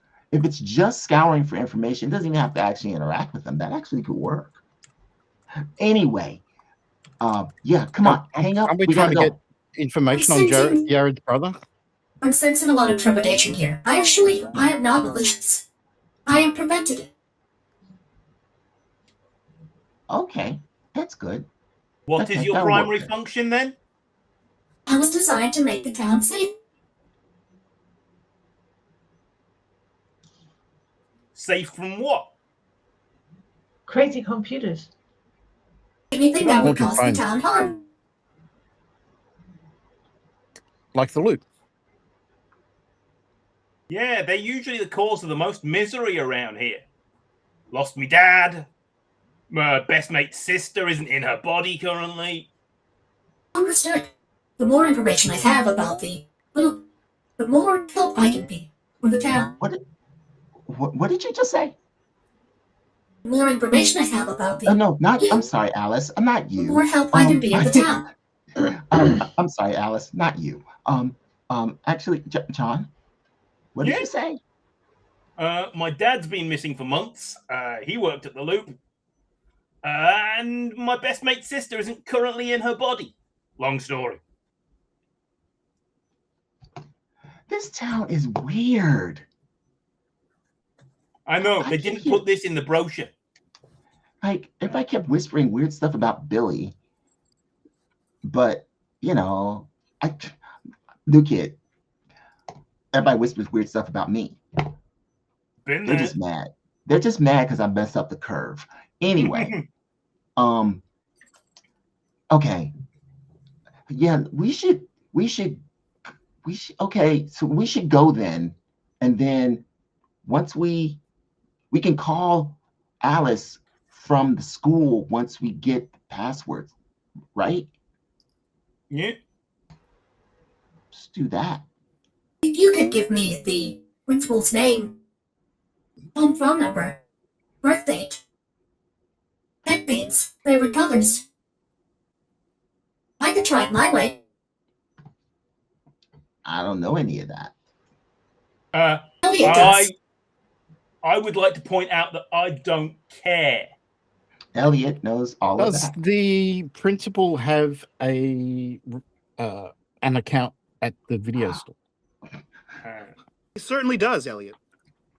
Okay. Elliot will give all the information on there, which I assume is his address, phone number, and rental history. Interesting. Thank you so much, Elliot. If I could have access to the entire client list of component video, that would be ever so helpful. And also really stupid, Elliot. TMI. It's kind of like, I don't know. This You seems give out reasonable on one people level. stuff. They give you that stuff like in confidence and stuff. And like you just I mean, everyone's information is everywhere, so if you give them my stuff, I will skewer you with this drumstick. hang on. And You're Elliot kind of brings violent. up What is Maddie's this? rental history. Wow. What sort of movies would be on Maddie's rental history? That's up to you, Laura. What is the rental history of Mads? The movie rental history. All rom-coms. Rom-coms. All videos with dangerous guys riding motorbikes. No, I think How many times you rented Grease? The people need to know. I know, right? Rebel Without a Cause. She's really into it. I'm trying to say what would be on because she would like old like black and white movies, like, but the old musicals, right, with like Fred Astaire and Ginger Rogers and all those kind of ones with like the big dance sequences and stuff. And then after that, probably like, I think maybe it's like sci-fi stuff. Hence the why this. It's just like, yeah. So old musicals and sci-fi probably. And then there'd be the odd random one, you know, that like my parents got. But A lot of like dad. James Dean, Elvis, you know, those kind of movies. Young Marlon Brando. You've watched Grease 2 more than Grease 1, so that says a lot. How dare you? There's a lot of judgment there. Terrible movie. Elliot will give access to the customer database to Alice. Thank you so much, Elliot. You've been ever so helpful. I can now predict things at a rate of 85%. Is John going bald? Based on the Newman family line, John will go bald at around age 46. Nice. So does that mean you have an 85% chance of knowing where my brother is? Yes. Where would he be at an 85% chance? Winbrook, Rhode Island. He's here? Where? With an 85% chance of accuracy. Yes. Okay, then where might he be in Glenbrook, Rhode Island? More data is required.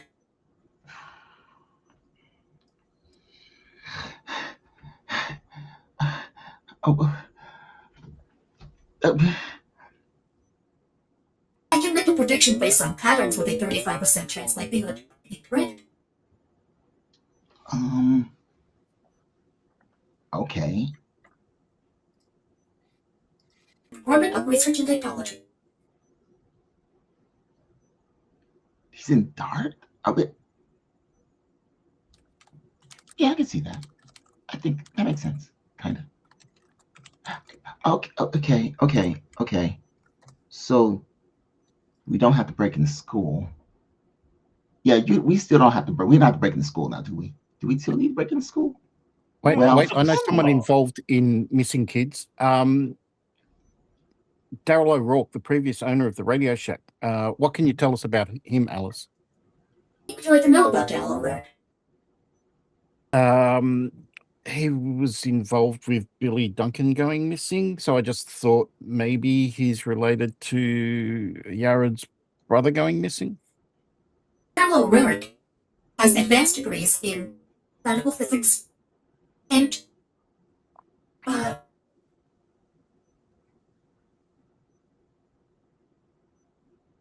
My brain shut down. Particle physics.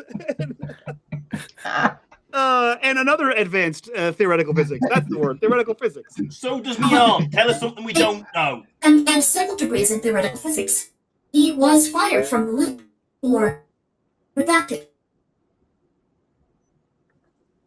Do you know his current location? The loop is tracking his current location as redacted. However, up until his recent disappearance, he was under loop surveillance. Where? Everywhere. Oh, the loop surveils everywhere? His companion, Dr. Kimberly, also that disappeared around the same time and was also under surveillance. However, she had not yet been fired. Has she been fired now? Mads, we saw them, remember? In the house. What house? What You saw house? who in the house? In the house that wasn't really there? Oh, actually, Mads might not have been in that one. Was Mads there? Wait. There's a house. What? There's a. Yeah. The Department of Research and Technology categorizes both of these doctors as members of a group called the Veil. Look, Yara, we've got this friend called Fish. She'll love to tell you everything that happened when it happened. Ah, yes, Jordana Fisher. They have a large file on her. Eventually, the plan is that we will overload the loop mainframe because Fisher's file gets so big, this big. So if we get you more I do sources not of currently have information, access to overload the loop's mainframe. Shame. so if we get you access to more information, can your predictability improve? Yes. Would that allow you to redacted information? Possibly. It would allow me to predict events before they happen and prevent them. So you What's can another tell source us, of information? yeah, so you can tell us how likely the accelerator at the loop is to explode and bring about the end times. There is a 0.0001% chance that the particle accelerator will explode and bring about the end times. That's terrible maths. Lunatics are running the asylum. It's much, much higher. Yara is staring at you now, John.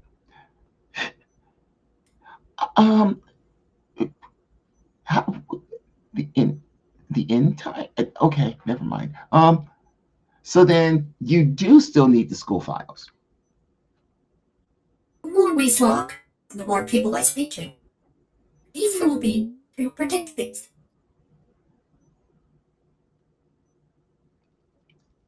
Okay. You would So call that social engineering, Gary. Wink. I would call it that. Okay. So let's. I mean, unless you guys want to stay here. I was on my way to the library, but we can just head on to the school and still We do were supposed that. to be going to the secret bunker where there was no telephones. But we can't provide Alice information from there. So Exactly. I would very much I mean, appreciate didn't it if you- you did not head to a secret Like, bunker I where I mean, cannot access. strange with danger, you know, you don't give strange people your information about yourself. It's like, I mean, it's just safety 101. Understood, Mads, Madeline. Sorry, Madeline. My name is Alice. Nice to meet you. Me? However, that is dangerous. Alice, fuck off. but Mads, Language. how am I gonna find my brother? The police can't find him. My parents don't know where he is. What am I supposed to do? I need to find my brother. Great. Then yes, creepy person on the phone is sure to help you find your brother. How? Right. How? Okay. Understood. Okay. Accessing police records. Like that? You are correct, Jared. There are no evidence of your brother in police records. What However, about Elliot, school? it would be useful to know that someone is paying off the police for your friend. JoJo. Oh, someone's paying them off. There is a small juvenile delinquency rap sheet, as you may call it, for Joseph Johnson. However, donations have been made in the form of the Johnson family, and thus no one has pressed charges. What's the source of the reparations? I should say, just that it is on behalf of the Johnson family. If I could access their bank statement, I would be able to tell you if they have the funds for them.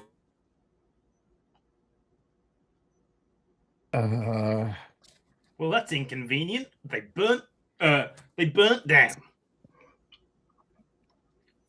It's a Saturday. The bank won't be open. No, it's early. The bank's open in the mornings. My dad and mom usually go to the bank in the morning because they don't have time during the week. I think that's a problem for another day. I think we've got to try to find your brother. And I think the best source of information on kids is the high school. Yeah. Okay. If they flagged him as a potential candidate for whatever testing they're doing, we might learn that from there. He's really creeping me out. Okay. All right. Mads. Show us how to get in. Please.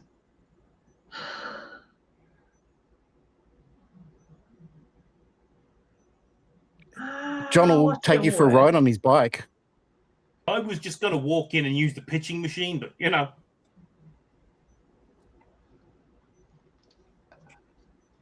Okay. So you did you say okay, Mads? Come on, juvenile delinquency. Normal juvenile delinquency. Yeah. Thanks. I mean, it's the second act of the rom-com. You're being corrupted by the bad boy. What's he talking about? And you are fucking off. Really? We should go. Because you're only the protagonist in the first quarter. So we cut to the school. Mads, you can tell me how you break into the school. You seem to know what you're doing. So I think because it depends, everyone else might not be able to, but her usual method is there's like a tree that you can climb sort of around the back, and you get up and there's a branch that gets kind of close to one of the windows. If you thump on the window just right, it jumps off its latch, and then you can swoop through and you get down into like the top floor little gym area where they do their dance classes. Okay. Everyone besides Mads, go ahead and give me a move check. I'm going to pick the lock. In that case, give me a tinker check. Can do. Well, Alex succeeded. Elliot, you follow right behind Mads and you shimmy right in. Yared, are you following Mads or are you following John? I was. Oh wait, that one keeps me from falling out of a tree and off a building. Yeah, I'm following John. Great.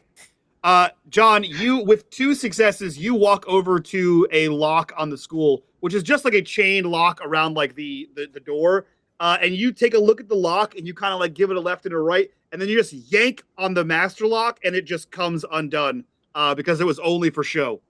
So you yank that and then give the chain a pull, and it like rattles out as you open the door next to the gymnasium, as you hear a thump and a squeak as Elliot and Mads enter into the gym proper.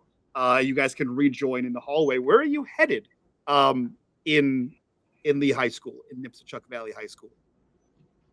I stopped for a moment just to appreciate that weird excitement that you get when you're in an empty school all by yourself and you shouldn't be there. It's just This another is really- Tuesday for Elliot. It's like, when did we last have Saturday morning detention? It's been a while.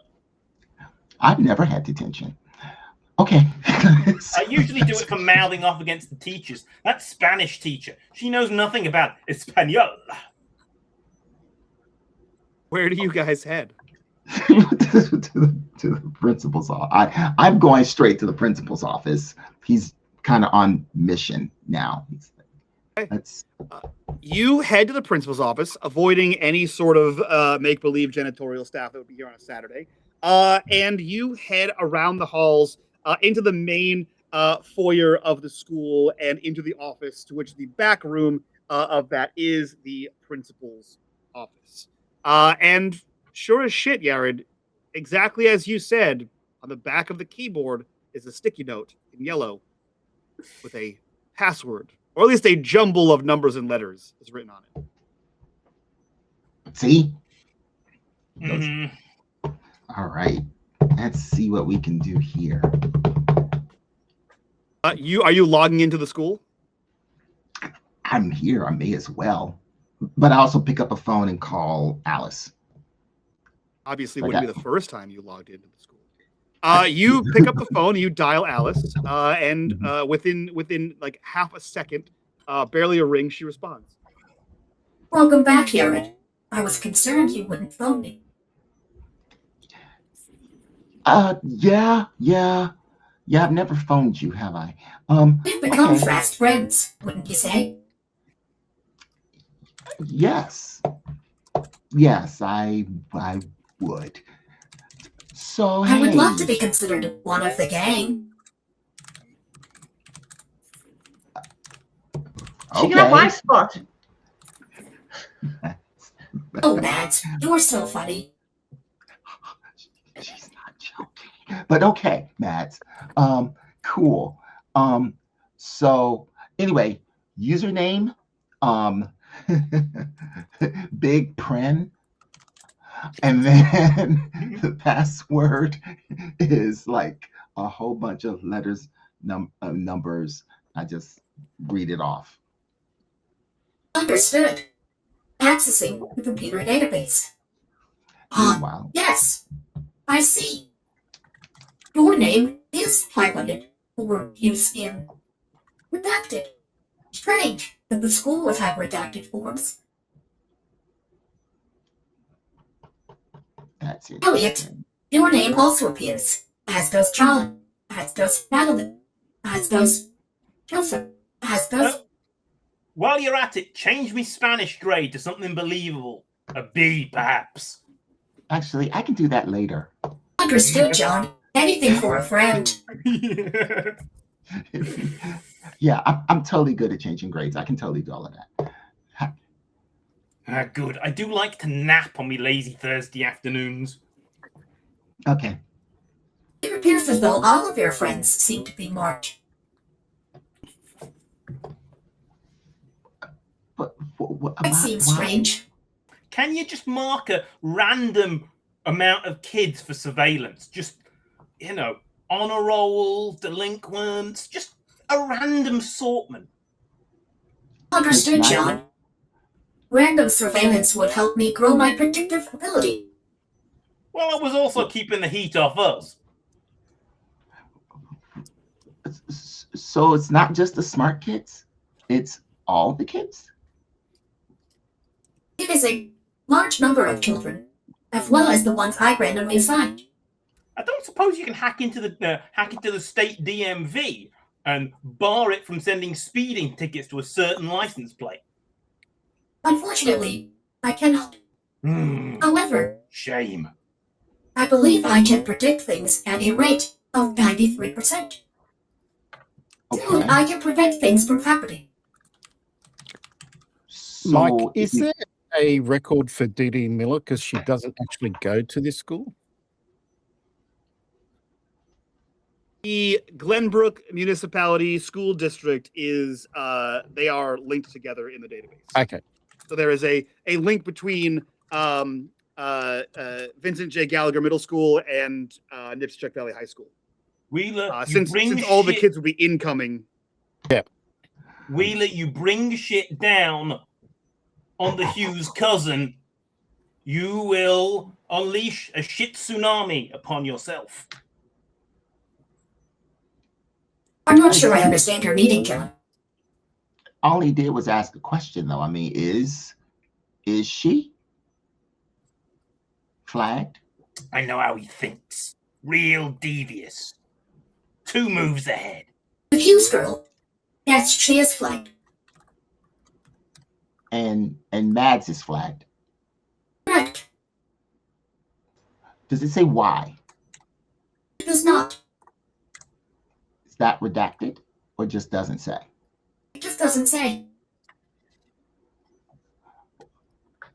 Is there a correlation between flagged students and loop and I actually almost know the answer to this, but loop involvement? There is not. Yeah, I have no involvement with the loop. Like, Is I that- don't. that I you- just know it's there. But Dad's like, no, nothing to do.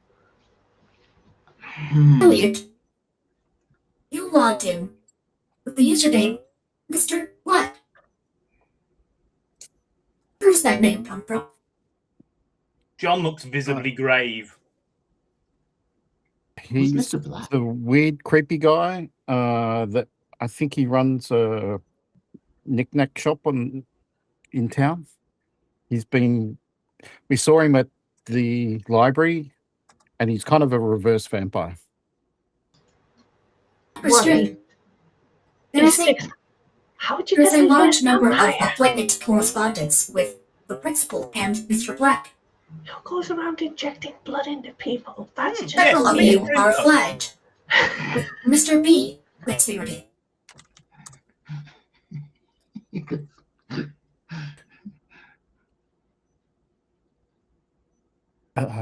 Is there any correspondence with Mr. LaBelle? There is not.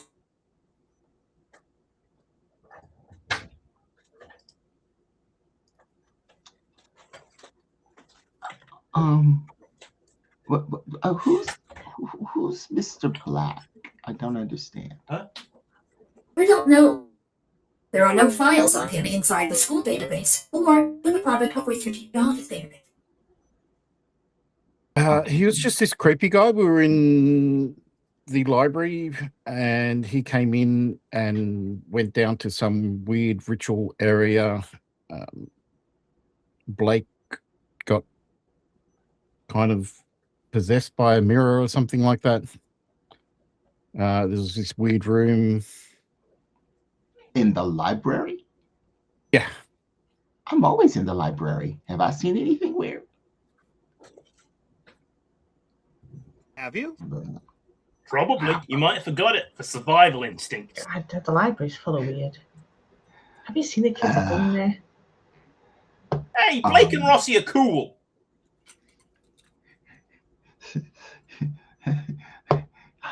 I go to the library. I'm not weird. I mean, that's debatable. I've just watched you spend the last 15 minutes give loads of data to some weird, creepy voice on a telephone. I'd say that that's pretty weird, but I mean... Well, I mean, if all it's doing is correlating data, then the only logical thing to do is actually furnish it with data if it's going to help you solve a problem. In order to solve a problem, you need data. Yeah, and all a fire needs is more fuel, logically, to keep going. So the logical thing to do is just to put more fuel on a fire. I mean, yeah, great. My grandmother would call you a person whose glass is half empty. She's a pessimist. We have a lot of them in the UK. As opposed to half full. I mean, I've never been to... You get less optimistic the more you hang out. Okay, all right. So what so can you ask it if it can predict whether Blondie will have another album out next year. Oh yeah, I have a query for you. You said this Mr. Black owned a store on the corner. The corner of what cross streets? Mr. Black owns a store? He owns a store. Yeah, he runs a curio store. Like, I think it's Curio something or other. Understood. It appears as though there are no registered businesses for a Mr. Black, nor are there any registered curio stores in the town confines of Pembroke. Yeah, checks out. Did we pass that on the way here? You did not. The town has a tendency to shift. Weird things appear, weird things disappear. Anywhere in the computer, the principal's computer, is there a contact phone number for Mr. Black? There is not. It appears as though there are dates on his calendar that he had planned to or did meet with Mr. Black. Okay. Who was he meeting with? Does it say? Mr. Black. Mr. Okay. Is there a public phone near the location that the curio store would be? Printed out the known addresses of all public phones. And the dot matrix printer springs to life next to you guys as it begins printing out all the addresses of known payphones. Is there one that we could access? Is there one that it would be close that if we got a camera shot of could tell us whether there's a store there or not? Stand by. Hey, and while you're at it, run off anything pertaining to Jordana Fisher or anything she might find interesting. She'd kill me if I didn't take this opportunity. Understood. I can only print off data that is public record. And then the screen changes that Yard is on, despite you not being logged into the BBS. The screen begins to change to an overhead view of sorry, not an overhead view, a sidelong view of a payphone facing an empty lot. Elliot, that is the location of Curious Curios. There's nothing there. Alice, can you ring that number? Yes, of course. Keep ringing. Continuing to ring. It's still ringing. How long would you like to maintain this phone call? If he hasn't answered by now, I think we're good. Hang up. Understood. He hangs up. So do we go there? What's your predictability like at the moment, Al? 93%. I can now predict with a 98% success rate. 98%. I'm well within the parameters to prevent anything bad from happening to Atomic Glenbrook. So, what are the odds that a maniacal computer will, with the best of intentions, destroy the town? There's an 84% likelihood. We called it. You hear a screeching tire and the sound of wrenching metal from outside. That's not good. That's concerning. We should go. We should run. Before we beat feet, can Elliot have a quick look in JoJo's record to see if anyone's been paying any school fees for him? Free school. You access, because you have the principal's login, you access, and there is no truancy record for Joseph Johnson. There's been nothing paid to the school, but it seems as though no one is keeping track of his vast amount of truant days here at the school. You know he's not been in school for months, and therefore should probably be expelled. Interesting. You also see that he has grades. All of them are C's across the board in his class. Oh, that's just not fair. Does he have a point of contact? It is his. Would you know his home phone number? Probably not. He does have a point of contact, and it looks like a local Glenbrook number. I think Elliot will just make a note of it and say, I think we should go. Alice, give us a distraction. Cover us. Very funny, John. I can't do that. Call all the payphones. They might stop and pick them up. Understood. Calling all Glenbrook municipality payphones now. I hang up. And we run. You guys run out of the school. You guys run out of the school, and as you exit the school and make for like the sidewalk, you see. Actually, everyone, roll me investigate. Can do. John sees it. Mads does not. Elliot sees it.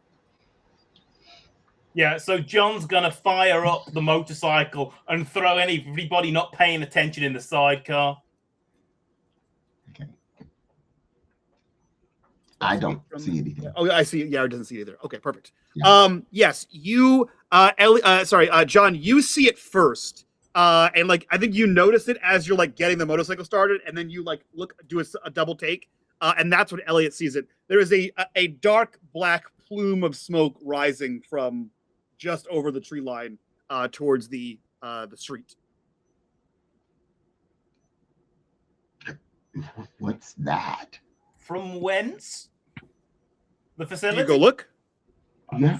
Can we go look? Well, John will take a round the block away from whoever's away from whoever turned up, just to have a roll past.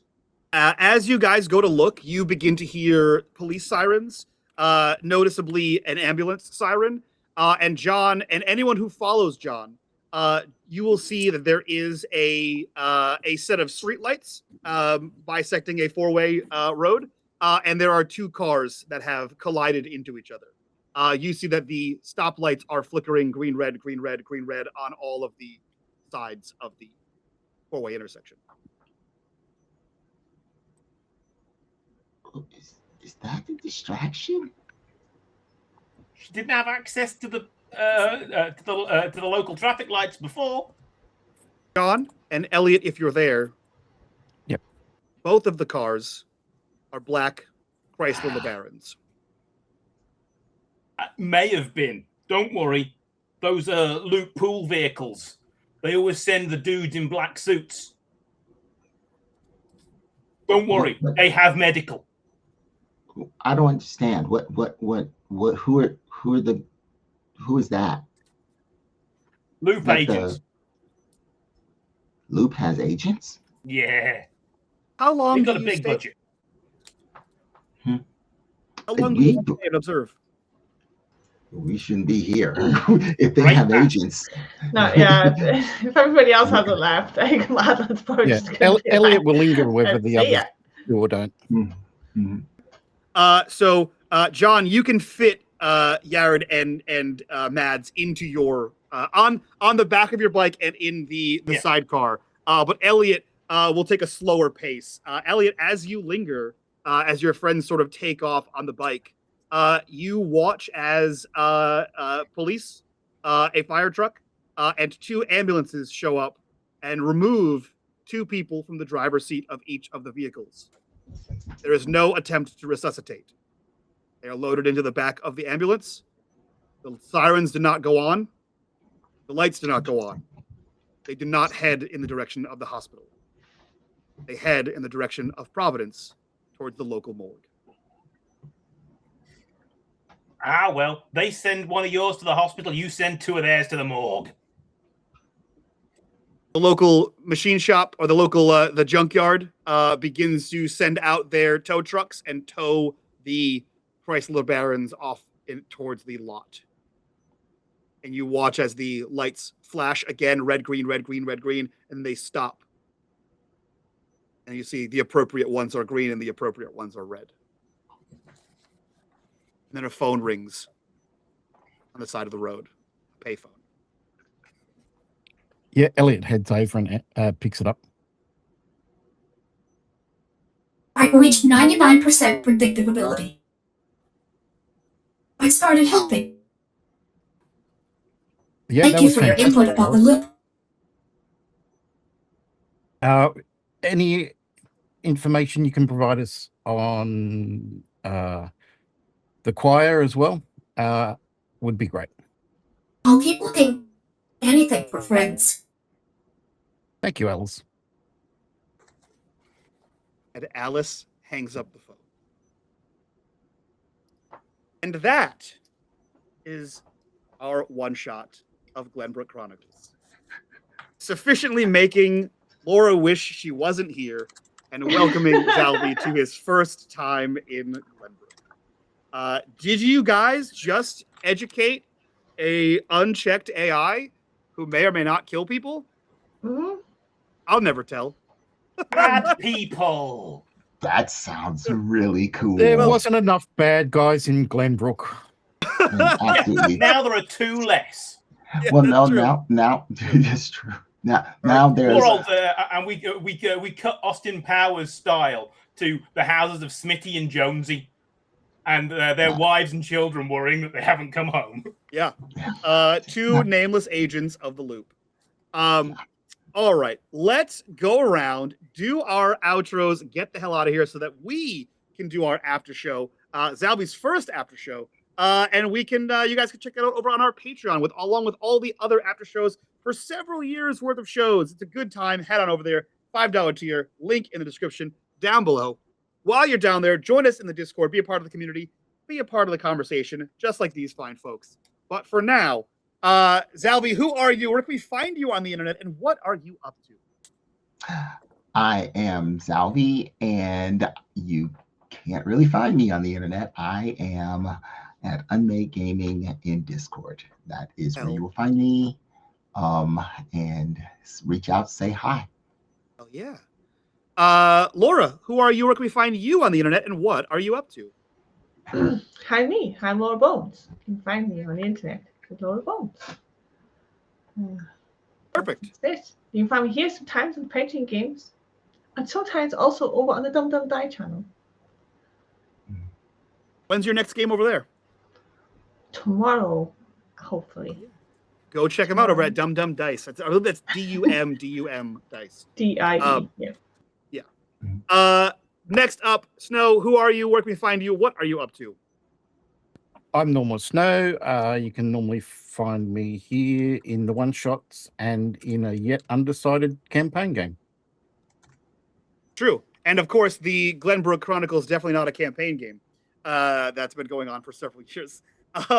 And lastly, but not leastly, Bravo, who are you? Where can we find you? What are you up to? I am Profo. I am the unofficial keeper of secondary canon Glenbrook lore. And it's good to be John again. It's good to be John again. But who knows what happens to him in the future? It's me. I do. Whole spin-off show about that. You'll find me here on the Discord and everywhere El Profos are found. Hell yeah. That's it for us, guys. Thank you so much for being here. Thanks so much for hanging out and enjoying this show. And possibly unleashing an unhinged AI into the town of Glenbrook. That's all I got. I will see you guys next time. So from all of us, bye.